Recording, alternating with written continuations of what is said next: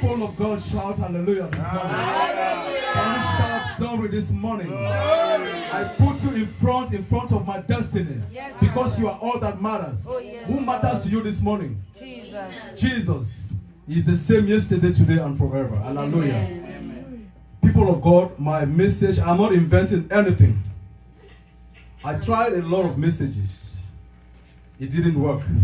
God kept pushing me to something that made most of you know already. You know, sometimes we have some books where people copy messages and begin to preach.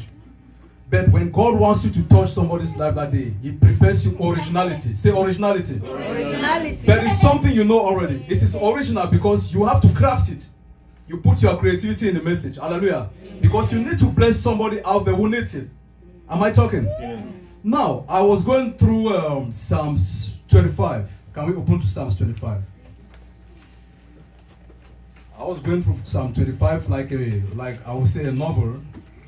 I was trying to read it like a novel because this is a prayer that we know.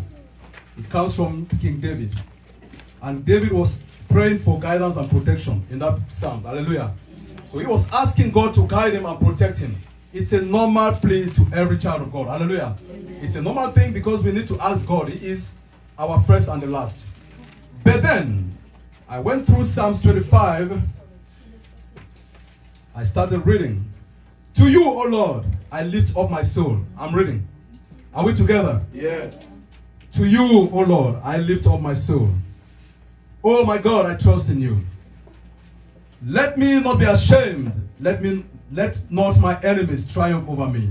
Indeed, let no one who waits on you be ashamed. Hallelujah. Amen. Let those be ashamed who deal treacherously without cause. I should not be ashamed because you are my God, you are my everything, because I trust in you. Hallelujah. Amen. Now, verse 4 says, show me your ways, O Lord. Teach me your paths. Lead me in your truth and teach me.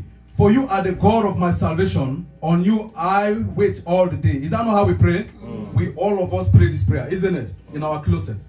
6. Remember, O Lord, your tender mercies and your loving kindnesses, for they have been from of old. Do not remember the sins of my youth, nor my transgressions. According to your mercy, remember me. Hallelujah. Amen. It says, for your goodness' sake, O Lord, good and upright is the Lord. Therefore, he teaches sinners in the way. Isn't it? Yes. Now it says, the humble he guides in justice, and the humble he teaches his way. All the paths of the Lord are mercy and truth. Is that not true? Yeah. Did I invent it? No. Hallelujah. Amen. Now, he says, to such as keep his covenant and his testimonies. For your name's sake, O Lord, pardon my iniquity, for it is great. Pardon my sins, they are too many, but pardon me. Hallelujah. It is great. Now it says, 12. Who is the man that fears the Lord? Hey, when I reached in verse 12, my heart started panicking. I said, hey, I've been taking this story like a novel. Oh, let me hold first and see what God is talking here. This is not just a prayer for protection and guidance that David was seeking here. There is something here that is so interesting. I want the church to be attentive. Hallelujah. 12 caught my attention. Who is the man that fears the Lord? That's a question mark. Underline the word fear, church, if you want, if you can. Underline the word fear. He said, him shall he teach the way he chooses. Hallelujah. So he says, who is that man that fears the Lord? Him shall he teach the way he chooses. I went through 13. I started gaining interest. The momentum started gathering. Hallelujah. 13 says, he himself shall dwell in prosperity. I said, God. It says, and his descendants shall inherit the earth. We might take it lightly, but I took it so seriously. Like I told you at the start, I said I took the message as like a novel. But 12, 13, and 14, they caught my attention. It said 14, that is where my message is coming so strong this morning. It says, the secret of the Lord is with those who fear him, and he will show them his covenant. Can we underline the secret, the first word? The first word I picked there is secret. We can do some form of interaction this morning, even though I will be preaching. Hallelujah. But we are going to interact. The secret, underline secret, of the Lord is with those who fear, again, underline fear, him. And him here is written in bold H, capital H. fears the Lord or fears Jesus. Hallelujah. Now, the secret of the Lord is with those who fear him, and he will show them his covenant. Underline covenant. Church, are we together? Yeah. When I read this, I halted in 14. I said, let me take it back. I went back, I read. My attention fell again on 12, 13, then 14. I printed it boldly. That is where I took time. I said, God, make me prepare a message out of this. Out of the 3 words that I underlined, God gave me a message this morning. Now, people of God, let me ask you these questions. Do we reverence God? Do we reverence God? All right. It's a good thing. Now, the first word that came into my mind, I said, no, let me break it down. The sacred are the hidden things of God that he exposes only to those who fear him. Hallelujah. God can only deal with those who fear him. That is what sacred is, hidden. Something hidden that he cannot give to any other person. Except those who call him by his name. The Lord Jesus, Abba Father. Hallelujah. Amen. Now, okay, I've broken the word sacred, hidden things. Now, I say fear now, in this context, there are 2 ways we can define fear. The first context is like maybe you are afraid, you are scared of something terrible will happen to you. That is not what we are talking about this morning. We are talking about the fear that has to do with reverencing God. Hallelujah. Yes. Yeah. Reverence. Worship. Humble yourself to God. Submissiveness. Hallelujah. Yeah. That is where my attention went again so deep. Hey, I said, David, you try. I said, verse 14, it carries substance. The secret of the Lord is with those who fear him, and he will show them his covenant. Amen. Look, my people, we don't need to explain or preach the word of God reading every aspect of the Bible from Genesis to Revelation. God can give you just one little word and it changes your story. It changes everything about you. It changes your understanding. It changes your perceptions and your perceptives. All right, are you listening? Amen. Now, it says secret is things that are hidden that God reveals only to those who fear him. So fear now is reverence. So the question I asked you, do you reverence God? Do we reverence God? Now, what is covenant? He said he will show them his covenant. Now, what is now covenant? Can somebody tell me? This is the interactive part of it. The secret of the Lord is with they that fear him, and he will show them his covenant. What is a covenant? Church, are we together this morning? Yes. I don't want this message to bore also, because this is the word of God. Hallelujah. Amen. What is a covenant? A covenant is like an agreement between 2 people. Perfect. A relationship with God. The secret of the Lord is with they that fear him, and he will show them his covenant. God will build a very perfect relationship with you. If you reverence him, you submit yourself to him, and in turn he will expose all the hidden riches of sacred places and give them to you. Are you listening? Is it confusing? No. All right. Now, the question is reverence. I want you to take the title of the message, reverence. Reverence is Reverence. Reverence. That is the title of my message. I drew that title from Psalms 25 verse 14. Reverence. We have to talk about how do we reverence God. That's what we are going to learn this morning. Amen. Hallelujah. Amen. We have to break it down. How do you reverence God? It's true. All of us come to church. Yes, we sing praises, very sweet praises. And that is what God likes. God loves people who praise him because we can't give him anything. Hallelujah. The only thing we can give to God is to praise and worship him. Most of the time when we are praying, we are asking him. Doesn't he get tired sometimes too? Even though he has abundance. Hallelujah. Sometimes we need to learn how to praise and worship God. That is where he dwells. That is where he comes. That is his food. Let me put it that way.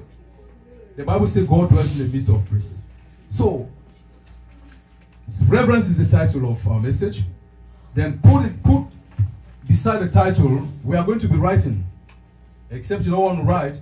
Reverence is the title of our message. Now, put 2 dots. Do I really or truly reverence God? That's your question. That question is a rhetoric question. I'm not asking us to answer it now. But we are going to be answering it through the different phases of how we reverence God. Hallelujah. Do I truly or really reverence God? Any way you put it. Or do I really or truly reverence God? Or do I truly or really reverence God? Anyhow you put it. Just figure it out yourself. Hallelujah. Amen. Now, It means search yourselves. You have to search yourselves. Not now. From now, begin to search yourself. I'm a Christian. I worship God. I preach. I do everything. But do I fear God? Do I reverence God? Do I submit myself to God? Do I obey God? Do I fulfill everything that God is asking me to be doing? Like our father just said, they started accomplishing God's mission, and which is to feed people. May we clap for that again. That is one of the things. Hallelujah. So as Christians, we are going into the message proper. As Christians, we need to reach to a point where every time we commit iniquity, we sin, we have heartbreak. Hallelujah. Amen. We need to reach to it. If you are called by Jesus Christ, who shed his precious blood on the cross of Calvary for my iniquity, for your iniquity. When you commit a little sin, even lifestyle, your heart needs to panic. You say, hey, Holy Spirit, I beg, see what I want to talk, I beg, no greed. You need to reach to that point. Amen. If you have not reached to that point, it means God has not started using you. It means you are coming to church, is just bombing the benches. Are you listening? That is reverence. You need to reach to a point where people bring gossip to your workplace or to your ears. As a child of God, you need to flee from that. Because Apostle Paul says, evil communication corrupts good. You don't even need to even listen. You can listen, but you say, no, I'm not part of this. But don't start talking. Chua, chua, chua, chua. They talk about Papa Pastor, you are there. They talk about Mommy Pastor, they talk about you are there. That is what I'm trying to say here. You need to reach to that dimension where if you do something terrible, your heart must break. A broken and a contrite spirit. Is that not what David said, Papa? That's right. A broken and a contrite spirit. You must reach to that level. If not, you have not started harvesting God. We harvest God. Which means we bring him close to us. Hallelujah. We bring him to us. Everything, we dine with him. We sing with him. Oh, now, how to reverence God? How do we reverence God? Let me break it. Bit by bit. We said the word reverence means, the fear. The word fear now is defined as reverence. Reverence means what? To submit yourselves to God, to obey God, to humble yourselves. How do we reverence God? First, number one, praising and worshiping God in spirit and in truth. Amen. Hallelujah. Amen. That is what he likes. That is his food. We cannot argue about that. You praise and worship God in spirit and in truth. The first thing.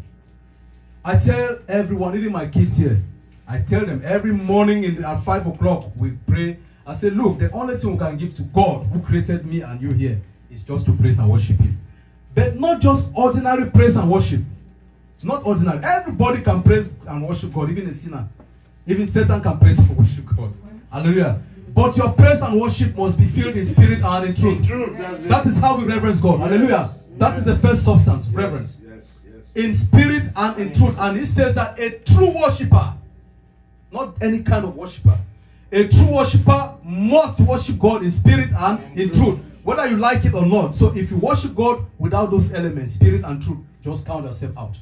You have not started reverencing God. Hallelujah. Amen. But I know we are doing it, isn't it? Amen. We just need to multiply and God will show us the way in Jesus' name. Amen. Hallelujah. Now, what does it mean? When we look at the book of 2 Samuel chapter 6, you can just note it down even if you don't open it. It's just a little story that you and I know. In 2 Samuel chapter 6, to tell you how God upholds praise and worship. This is David. He heard the very good news that the ark of the Lord was where? In Obed-Edom's house. Obed-Edom, that's how they called him. So the ark was already around Jerusalem. With gladness, oh, this poor David, the man of God, he was singing, he was so happy, And by the time he reached there, something happened. He said he waited. So when this ark reached Obed-Edom's house, David was planning to bring it now into his own place, his own Jerusalem. David organized a very nice party. Occasion. People drank, and the Bible says that meat, everybody went home smiling with meat, piece of meat. With the chop we own meat here, and I just was spoiled, but they were eating their own meat with joy, gladness that the Lord has done it. Hallelujah. David, this is a man, and the Bible says he was limping, and happy. Oh, the ark has come. The ark of the Lord has come, and we are going to be blessed. He knows that his wife is in his house, and the wife was going to receive him with all joy. The Bible says immediately David was limping and dancing in the courtyard. The wife opened just the window blind and spied the husband out there. He said, look me, this idiot. You are a whole king. Look the way you are disgracing yourself. Dancing in front of your servants as if you are a non-entity, you are nobody. That is, the Bible says she despised him. That's the word. Instantly, Michal despised David. That's the reason, because David was merely praising God. When David came now, he opened, oh, my wife, I'm happy, oh, the Lord has done it. Hey. He said, stop. Look at me. I thought you were a very useful person. Look how you were dancing. Oh, David was so angry. Why will you receive me that way? He said, I will do it, and do it. He said, you say, I'm sorry about that. If you say, I feel undignified, I will undignify myself again, double before those servants. Because of what? I am worshiping my God. I am dancing for the Lord. But what I want to tell you this morning, as a take-home message, is that don't joke with praise and worship. Micah's womb was sealed from that day, and she never put to bed. Hallelujah. That is the first thing. If you want to reverence God with what? Praise and worship in spirit and in truth. Don't come to church, people are dancing, you are looking at them. I used to tell this my mother here. I said, look, and she knows, I'm that kind of person that I can remove even this clothes. I go naked, I begin to dance naked. Yeah, for my God. I have nobody's time. That time has come where we have to surpass distraction. Hallelujah. Yeah. Because you know where you are going to. Yes.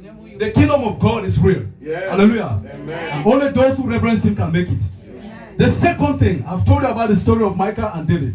Take it or you leave it. But that is it. It is in the Bible. 2, flee uncleanness.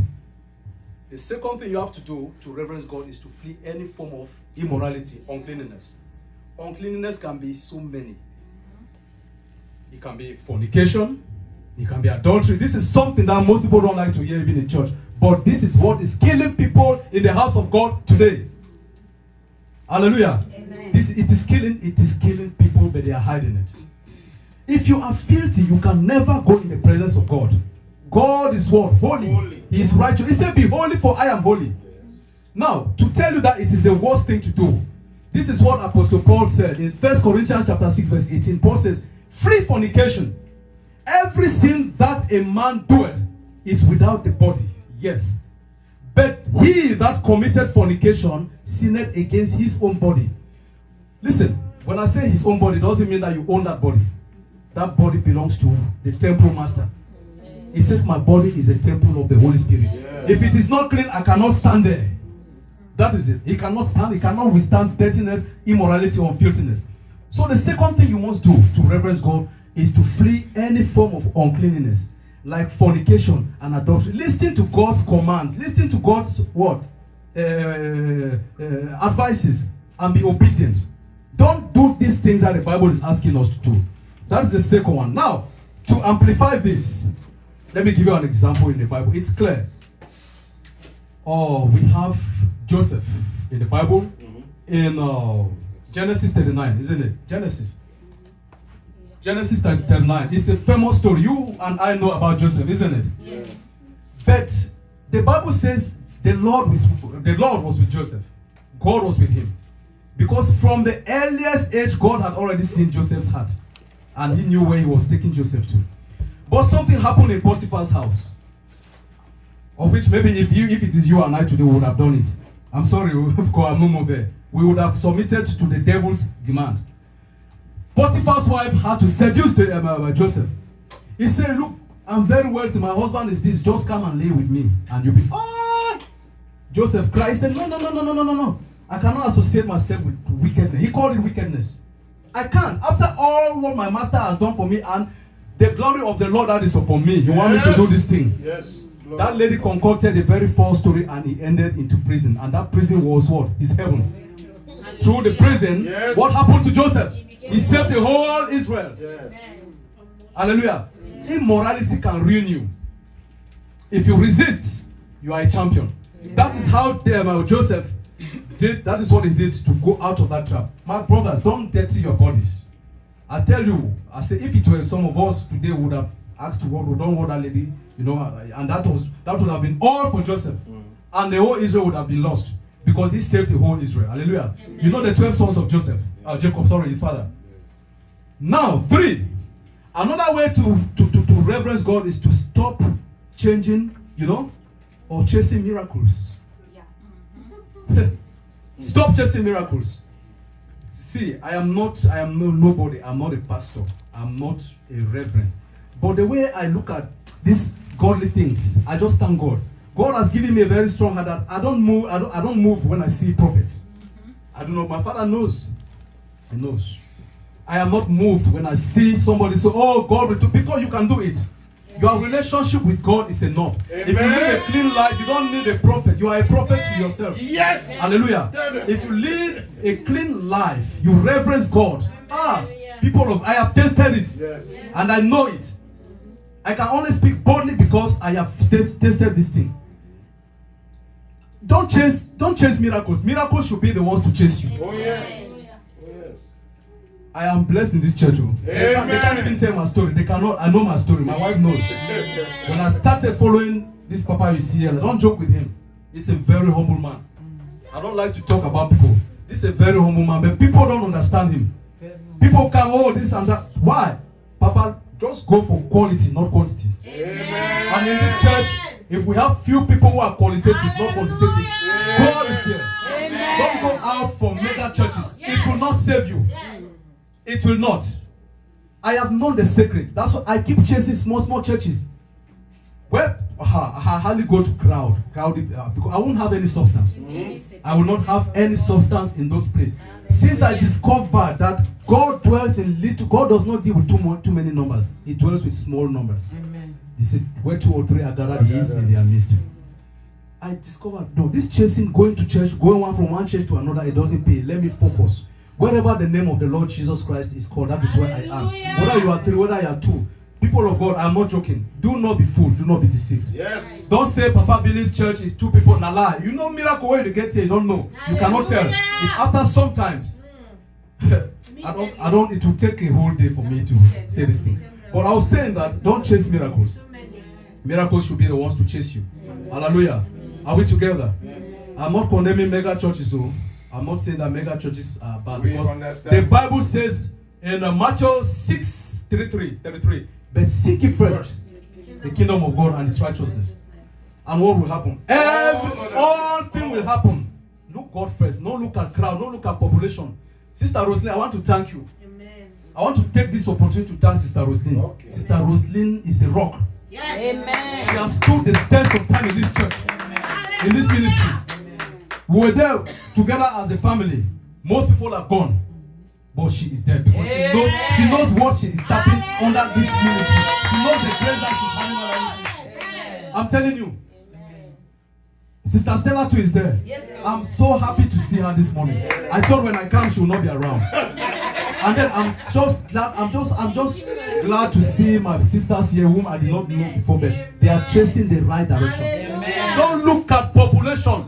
Don't look at, you can be how do we call some of these men of God? Apostle Johnson Suleiman in your own house. Yes. You can be a Prophet T.B. Joshua in your own house. Yes. You can be whatsoever name that we look at. Those are men, very strong men of God. Because they build a relationship with God, you can also do it like them. Yes. They are very powerful men of God. You too here, you are a servant of God. Yes. Don't diminish yourself. Don't tell us, oh God, I have to run behind Papa Billy to pray for me every day. Where are you? Where is your time with God? Where is your relationship with God? Let's change that mentality. Reverence yourself. Just reverence yourself. God will use you. Hallelujah. Amen. Hallelujah. Amen. Are we talking this morning? Yes. 4. Stop gossips. Gossips. Joining people to talk ill about people. A child of God, you have surpassed that level. Yes. Yes. You have surpassed that level. Amen. If people are gathering and talking about a sister or a brother or a pastor, don't join that group. If you join them, it means you are not mature in the Christendom. It means you are not even reverencing God. Hallelujah. 1 Corinthians. Okay. Hold on. The Bible says, be not deceived. Evil communications corrupt good manners. I missed that chapter, verse. I missed it. But just know, just search it, alright? It should be in 1 Corinthians. Because some of these things, I memorize them ever. So I just write down what But then just know that this is the Bible's word. About what? About joining ill groups, terrible groups, gossip groups. You think, look, you are wasting yourself, especially in this Maryland. Talking a lot. Talking. If you come here, you waste your time. You begin to spend time in gossip group. You are gone. The thing that the Lord sent you to do here, you won't accomplish it. 1 Corinthians 15:33. Thank you, Daddy. Thank you so much. 1 Corinthians chapter 15, verse 33. All right? Yes. So that is it. He said, don't criticize even men of God. Don't even try. Every man has his grace. Like my wife was saying the other day. People criticize it. Every man of God has his own thing that God has given him. Amen. The man who is doing miracles, that is his own calling. Yes. The man who is doing teaching, that is his own calling. Maybe it is the manner that he is doing it. It is not pleasing to you, but don't criticize him. Don't. If he's doing something terrible, let the Lord be the judge. Hallelujah. Oh, yes. Concentrate in your spirituality Yes. and your relationship with God. Yes. That is why God created you. God created you as a unique candidate. Yes. He didn't create you and created you two and say, oh, both of you will do this together. No, it is you. He gave birth to you. That's why even twins, there is always a first twins. This one comes first before the other. So it means you are unique. You are different from the other second twins. Hallelujah. So follow your own God, your own way that you came. Follow God your own way that you came. That's how God is going to bless you. Hallelujah. Amen. Hallelujah. Amen. Number 5. Loving God. That is another aspect of reverencing God. Maybe I should have put, you are my father, you are my wise man. Yes. I should have put one down on the first. Because the first commandment, you shall love the Lord your God with all your might, with all your heart, and with everything, every energy in you. Yes. Hallelujah. Amen. And one thing I want to surprise the church this morning. Loving God does not only mean himself. If I hate you, sister, am I loving God? No. If I keep hating you, I talk ill about you, do I love God? No. So the love must start here. Yes. When I see you, I smile, I glad. That is the love. Preach. Hallelujah. That is God. Because he says he created us in his image. If I see sister, what's your name? Sorry. Sister Judith, if I see you, I hate you. The next day I'm in church. I hate you. I hate that sister. I don't like anything about herself. She doesn't talk well. She doesn't cook well. I have despised God. Yeah. That church where you go preach, God will say, I am not there. Because you have seen me, you despised me. You saw me in this lady, Sister Judith. You are then which if you not feel love person when you see how you go do love God, you don't see. Yes. Why are we pretending? Huh? Why do we pretend that we are Christians? I'm sorry. Why are we pretending? Anyway, not every Christian is a follower of Christ, Sister Rosemary. Am I speaking? Yes. Not every Christian is just a difference between you not being a Muslim. That is it. Just a difference. And that is the name that people are following today. If I am not Muslim, I am Christian. Okay, do you have a strong relationship with God? Do you know what it means to follow God? Our Father here said it's even very easy. These things are easy. Just do what He's asking you to do. Simple. The lady who was, is it Jesus' mother? When Jesus was changing water into wine. So the apple, where is it? He said, just do what He has asked you to do. Yes. Do what God has asked you to do on earth here. And that is all it takes to reverence God. Hallelujah. Loving God means loving one another. Unfortunately, we live in an era where people's minds are all poisoned with hatred, filled with hatred, envy, jealousy, bitterness, wickedness has taken the stage to the point where if you are wicked, you become a celebrity today. True or false? Maybe you don't catch it. You don't catch it. Today, I'm not condemning people who are homosexuals. I'm condemning the act. Those people who are doing homosexuality in this country. I hope they know we're here for White House or America. Those people, they are very celebrated. Yes. Some people even say they are the wealthiest people here. Yes. So must you envy that kind of person? Because he's wealthy? No. So it means you want to sacrifice your hunger away the sacrifice because you want to leave Jesus, follow person because he get money. But you can't. Why don't you tell him that this thing you are doing is not good? Even if you don't tell him in public. But you want to celebrate him because others are celebrating him. When you know the source of his income, maybe it's not clean. So I'm just simply saying that today, if you are not a sinner, you are not celebrated. May it not ring in our mind in Jesus' name. Amen. Just be in your small room, your small closet. Even if you are not famous in any way, you are famous in the front of Jesus. Don't take fame. Don't even go for fame or glory. Let your glory be for Jesus Christ. Hallelujah. Hallelujah. No doubt. Matthew chapter 24 verse 12. The world we are living today, if you don't know, it's wicked. When Jesus was explaining to his disciples, all these things will pass. He said, do not be deceived. All these things you see here, they will not be there. But verse 12, 24 verse 12, it says, and because iniquity shall abound, because lawlessness shall abound in this era, I will hate people. The love of many shall do wax cold. It means I will see a sister, the next day I hate you. I see a brother in Christ, a sister in Christ. Confusion in church, gossiping, wickedness, hatred, jealousy, backbiting. That's hatred. All those things are sin. But we don't know. Because iniquity shall abound. It's true. During the end time, a lot of things will be happening. Sin will multiply. That's what that word means. Sin will multiply everywhere, just like we are saying today, everywhere in the globe. And so, that sin will blind our eyes, and that love for one another shall go cold. That is what we are seeing today. Hallelujah. So please, love one another. That is reverence. Love Jesus. Love God. That is reverence. Let it not just be by word of mouth, but let it be by action. Amen. Hallelujah. Amen. Are we talking this morning? Yes. Hallelujah. Amen. You are Jehovah. You are Jehovah. You are the mighty man in battle. You are Jehovah. You are the mighty man of war. You are Jehovah. You are Jehovah. Church, can we rise up? You are the mighty man in battle.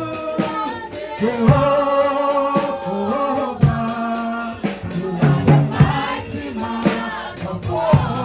You are Jehovah.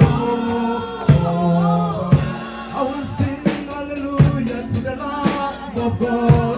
I will sing Hosanna to the one who never died. Hey! The one who was and is to come. Jehovah. The mighty man of war. You are Jehovah. Oh, demons tremble when your name is called. Mountains give whenever you show up. You are the mighty man in battle. Jehovah. You are the mighty man of war. You are Jehovah. You fight my battles and I hold my peace. I don't need to worry, I don't need to fight again. You are the mighty man in battle. You are the mighty man of war. You are Jehovah. Oh Jesus. Oh Jesus. Oh, your name is powerful. Oh Jesus. Oh, your name is glorious. Oh Jesus. Oh Jesus. Oh Jesus. Oh Jesus. Your name. Hey, hey, hey, hey, hey, hey, hey, hey. Oh Jesus. Your name is glorious. It's glorious, oh Lord. Oh, your name is powerful than any force in this world. Sweet Jesus, you are glorious and faithful in all your ways. Your name is powerful than any force in this world. Oh, you are glorious and faithful in all your ways. Oh, oh, oh, oh, oh,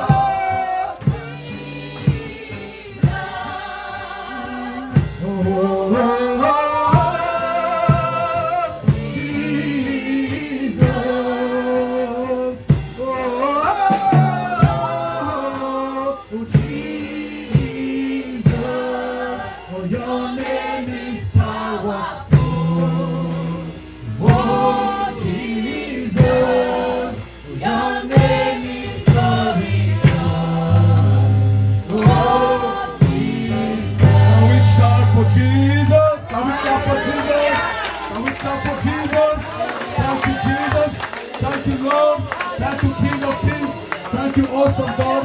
Your name is glorified.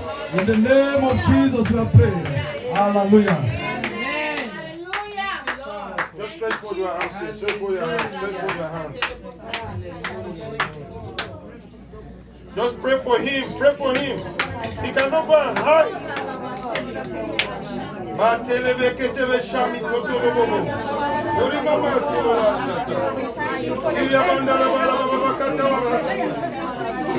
Receive.